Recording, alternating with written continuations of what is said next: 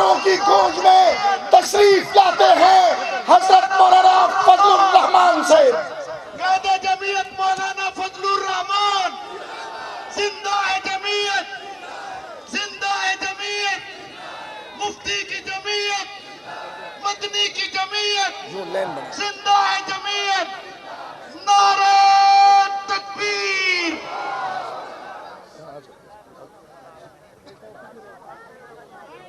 تشریف رکھیں ذرا، تشریف رکھیں آرام کے ساتھ۔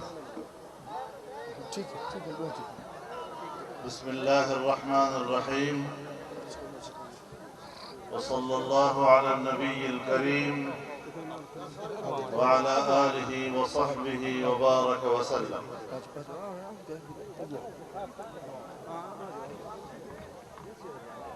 علاقے کے تمام معززین، علماء کرام، میرے بزرگوں، دوستوں اور بھائیوں، سب سے پہلے میں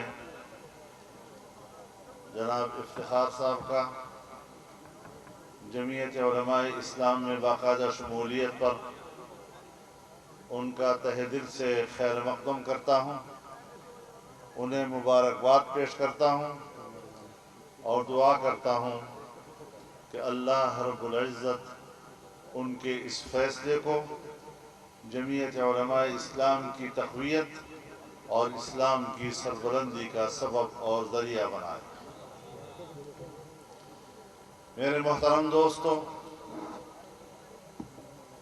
میں اس حوالے سے بھی ان کا شکر گزار ہوں کہ آج انہوں نے اپنے اس کھلی حویلی میں، جہاں آپ کو اکٹھے بٹھایا، جہاں آپ کو دعوت دی، مجھے بھی دعوت دے کر آپ حضرات سے ملاقات کا موقع بخشا ہے، یہ میرے لیے سعادت کی بات ہے اور میں اس کے لیے ان کا دل کی گہرائیوں سے شکریہ ادا کرتا ہوں۔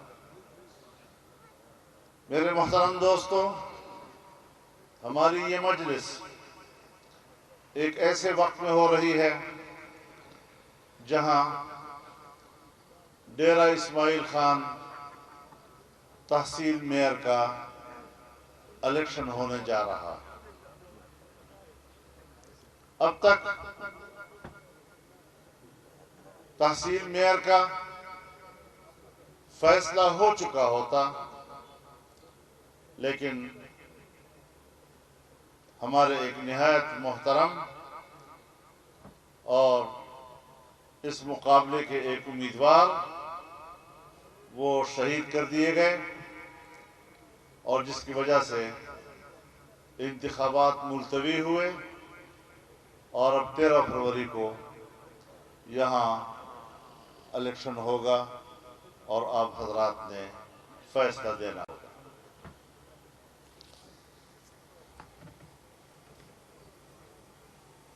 نہ میں آپ کے لیے نیا ہوں اور نہ آپ میرے لیے نئے۔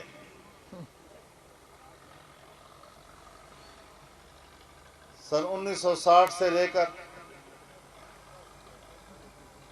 آج 2022 ہے، ایک رشتہ ہے،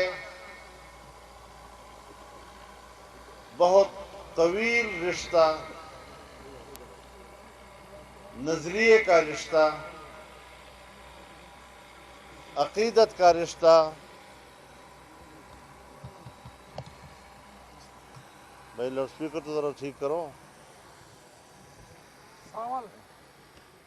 یہ تاروں سے ہٹ جاؤ یار، گرین تار سے ہٹ جاؤ۔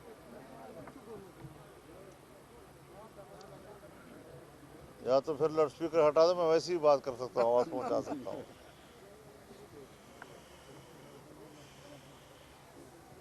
میرے دوستو،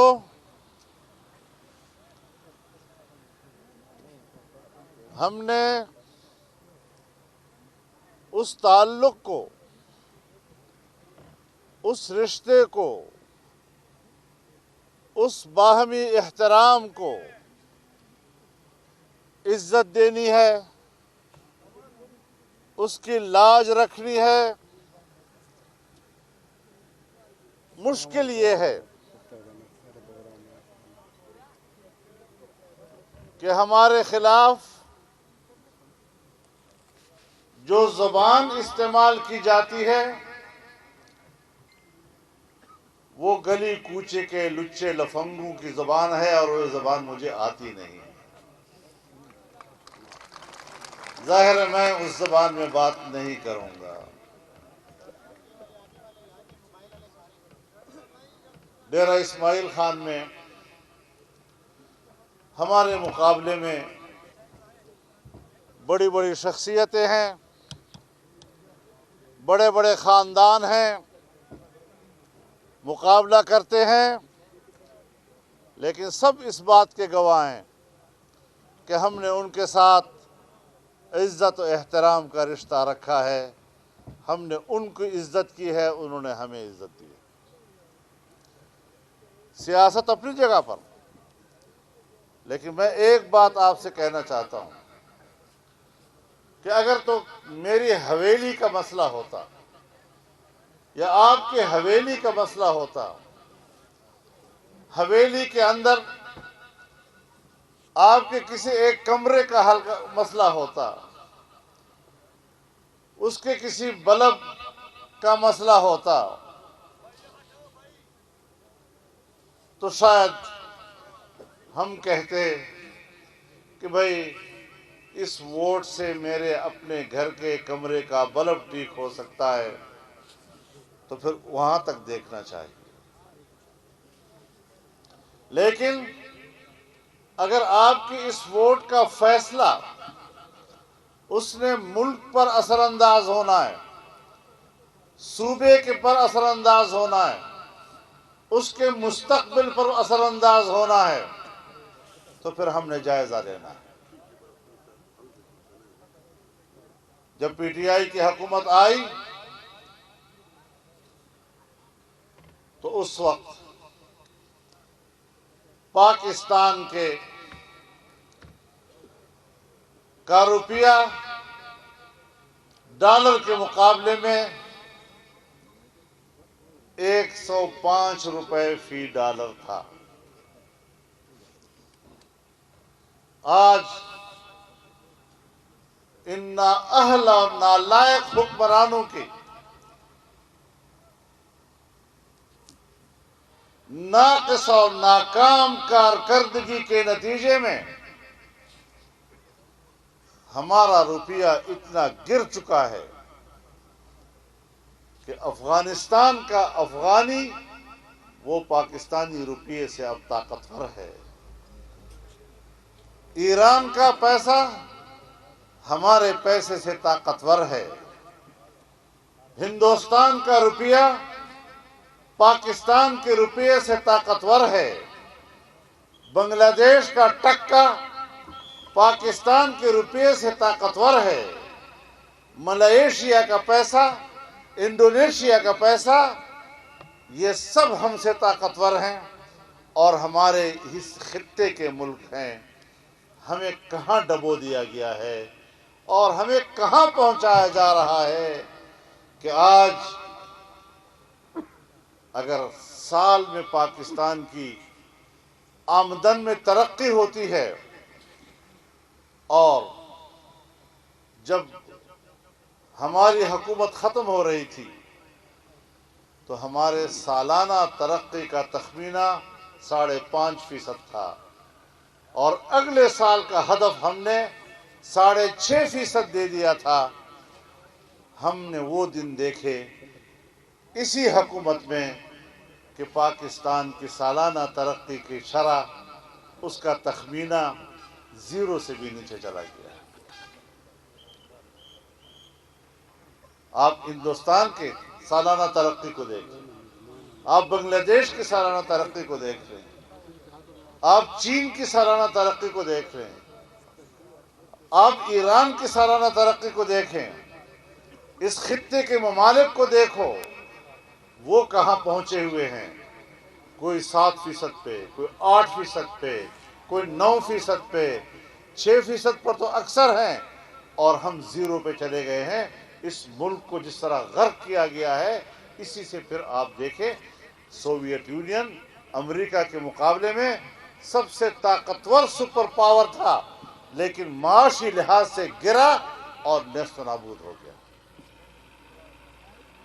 سوچنا ہے کہ جس پارٹی نے اور جس پارٹی کی قیادت نے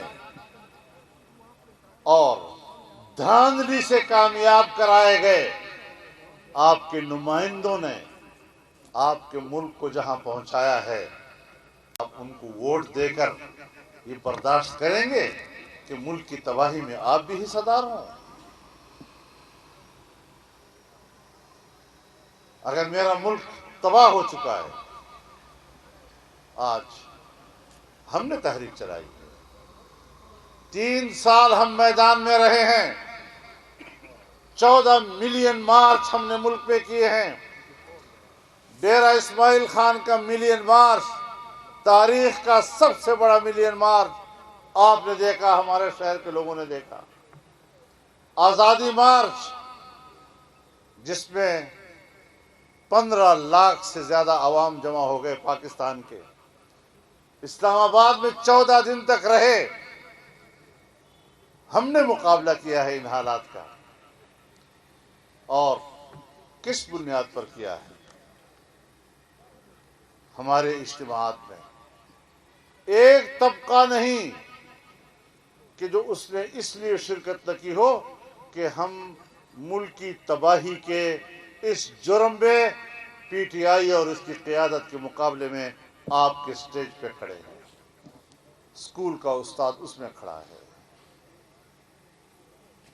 ڈاکٹر اس میں کھڑا تھا، وکیل اس میں کھڑا تھا، کسان وہاں کھڑا تھا، مزدور وہاں کھڑا تھا، چھاوڑی والا اس میں کھڑا تھا، چھوٹے کارخانے والے، درمیانہ تجارت کرنے والے، ایک طبقہ ایسا نہیں تھا جو اس سٹیج پر آ کر اس نے اپنا رونا نہ رویا ہو، اور اس کو سٹیج مل گیا کہ کوئی تو ہے کہ جہاں جا کر ہم کم از کم اپنا گلہ تو پیش کر سکتے ہیں، اپنی ناراضگی تو پیش کر سکتے ہیں۔ میرے محترم دوستو، آج ہم آپ کے پاس آئے ہیں، ووٹ تو مل جاتے ہیں، کوئی پاس ہو جائے گا، کوئی ناکام ہو جائے گا۔ وہ ایک واقعہ بیان کرتے ہیں نا کہ جب حضرت ابراہیم علیہ السلام کو ڈالا گیا آگ میں، تو ایک چڑیا بھی چونچ میں پانی لے کر ہوا میں گزرتی تھی اور وہ چونچ کا پانی وہاں گراتی تھی۔ تو کسی نے مجھ سے پوچھا کہ آپ کی اس چونچ سے کیا فرق پڑے گا؟ تو اس نے کہا کم از کم آگ بجھانے والوں میں تو شمار ہوں گی، آگ لگانے والوں میں تو نہیں۔ آپ کا ایک ووٹ اس بات کی علامت ہوگا کہ آپ ملک کو تباہ کرنے والوں کے ساتھ نہیں ہیں، آپ ملک کو بچانے والوں کے ساتھ۔ نعرہ تکبیر! نعرہ تکبیر! قائد محترم مولانا فضل الرحمان صاحب! کوئی ضرورت نہیں ہے، پیسے کی طرف دیکھنے کی ضرورت نہیں ہے، وقتی طور پر جو عوام کو رشوتیں دی جاتی ہیں اس کی طرف دیکھنے کی ضرورت نہیں ہے۔ 1 ارب 88 کروڑ کے منصوبے ایک بلدیاتی الیکشن میں دینا، اس کی طرف دیکھنے کی ضرورت نہیں ہے۔ اپنے دل کی طرف دیکھو، اس کو ٹٹولو، وہ کیا کہنا چاہتا ہے آپ سے، اپنا ضمیر کیا کہنا چاہتا ہے آپ سے۔ میرے خیال میں کوئی بھی باضمیر انسان جس کو اللہ نے کچھ تھوڑی سی عقل دی ہو، کچھ تھوڑی سی عزت نفس دی ہو، کچھ تھوڑی سی حمیت اور غیرت دی ہو، کیسے برداشت کرے گا اس قسم کے نااہل لوگوں کو ووٹ دینے کا؟ جناب رسول اللہ صلی اللہ علیہ وسلم فرماتے ہیں کہ ایسا وقت جب آئے جب نااہلوں کو لوگ حکمران بنائیں گے تو سمجھ لو کہ قیامت کی علامات آ گئی۔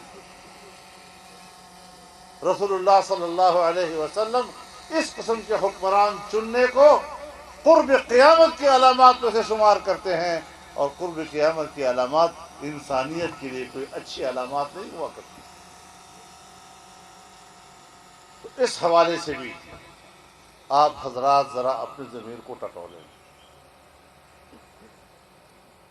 آج اس وقت آپ جائیں بنیر کی طرف، دیر کی طرف، جہاں ماربل کا کاروبار ہوتا ہے، آج ماربل کا کاروبار ٹھپ ہو گیا ہے۔ تمام ماربل کا کاروبار کرنے والے اس وقت ہڑتال پر ہیں۔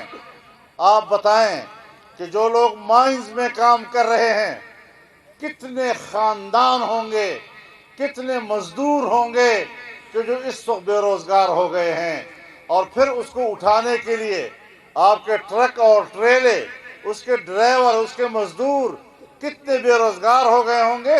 لاکھوں کی تعداد میں اس وقت آپ ہی کے صوبے کے ایک علاقے کے صرف ماربل سے کے کاروبار سے تعلق رکھنے والے بے روزگار ہو چکے ہیں۔ کہاں کھڑے ہیں آپ لوگ؟ آج ہمارے ملک کو آئی ایم ایف کے ہاتھوں گروی رکھ دیا گیا ہے، اور آپ نے سنا ہوگا پنجاب کا گورنر جو دراصل برطانیہ کا شہری ہے اور اس کا بیٹا وہاں برطانیہ کے پارلیمنٹ کا ممبر ہے، ذاتی طور پر میرے دوست بھی ہیں، لیکن وہ وہاں جا کر لوگوں سے کہہ رہا ہے کہ پاکستان کا سب کچھ آئی ایم ایف نے ہم سے لکھوا لیا ہے۔ جو چیزیں ان کو نہیں کہنی چاہیے سیاسی طور پر، لیکن کیا کریں، منہ سے نکل رہی ہیں کہ اس کے بغیر چارہ نہیں ہے۔ ملک آپ کا بک چکا ہے۔ اور میں آپ کو بتاؤں کہ ابھی جو منی بجٹ پاس ہوا ہے، بڑا فخر کرتے ہیں، ٹیکس آپ پہ لگائے جا رہے ہیں، اور آج پھر آئی ایم ایف نے دباؤ ڈالا ہے کہ اپنے ٹیکس میں مزید اضافہ کرو، اور میرے خیال میں ایف بی آر نے آج ہی جو آپ لوگوں کو ٹیکس میں کچھ تھوڑی سی چھوٹ مل رہی تھی، آج وہ ختم کر رہے ہیں، اور مہنگائی بڑھ جائے گی، اور آپ کو مہنگی قیمتوں سے چیزیں خریدنی پڑیں گی، اور کوئی 1155 ارب کی اضافی ٹیکس مزید ایف بی آر آپ پہ لگانا چاہتا ہے۔ اب آپ بتائیں کہ بجٹ بھی پاس ہوتا ہے، اور پھر وہ بجٹ بھی 4 مہینے کے بعد، جو سال میں ایک بجٹ آتا تھا اور اتنا مستحکم پالیسی ہوتی تھی کہ پورے سال میں دوبارہ بجٹ کا کوئی سوچتا نہیں تھا، لیکن آج ہر 4 مہینے کے بعد پھر اجلاس بلاتا ہے، پھر منی بجٹ دیتا ہے، اور پھر نئے ٹیکس لگاتا ہے، اور ایف بی آر ایک بار پھر آپ پر 1155 ارب روپے کے ٹیکس مزید لگانے کے لیے فیصلے کر رہا ہے۔ آپ خود اندازہ لگائیں کہ اس وقت پاکستان میں جو ترقیاتی منصوبے ہوں گے انہیں بھی ایمنسٹی کے کنٹرول میں دیے جا رہے ہیں۔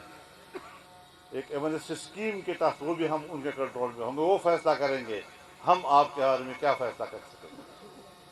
لیکن انشاءاللہ اس نظام سے ہماری جنگ ہے، اور یہ سارے فیصلے واپس ہوں گے انشاءاللہ، لیکن تبدیلی تبھی آئے گی جب اس حکومت کا خاتمہ ہوگا اور ایک نئی حکومت آئے گی۔ انشاءاللہ ایک ایک فیصلے کو اٹھا کر سمندر میں پھینکیں گے، اور ان کی پالیسیوں کا ختم کر کے پاکستان کو بقا کے راہ پہ قائد لے جائیں گے۔ جمعیت مولانا فضل الرحمان، قائد تیری جرت کو، قائد تیرے حکم پر۔ آج پھر آئی ایم ایف کہتا ہے کہ بجلی کی قیمتیں بڑھاؤ۔ آپ مجھے بتائیں کہ اگر ایک ملازم کی تنخواہ 10,000 اور 12,000 ہے، چلو 15,000 ہے، اور 6 سے 8,000 تک آپ کا بجلی کا بل آئے، آپ کس طرح بچوں کو روزی دے سکیں گے؟ کس طرح بچوں کو آپ کھانے کے لیے کچھ دے سکیں گے؟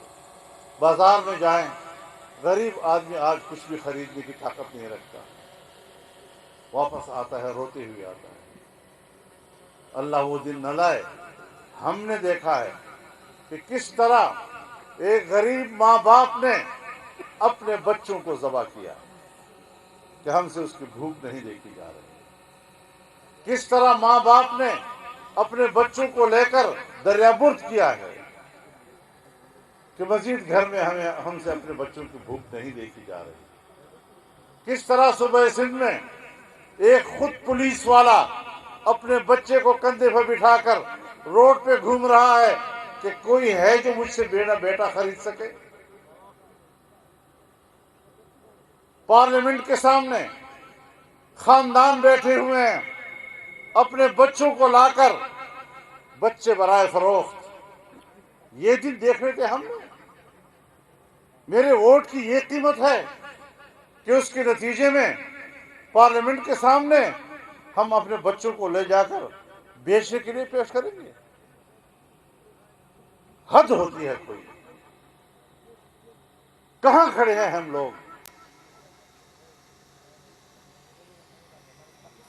ہم نے علاقے کی ترقی کو ووٹ کارڈ کے طور پر کبھی استعمال نہیں کیا۔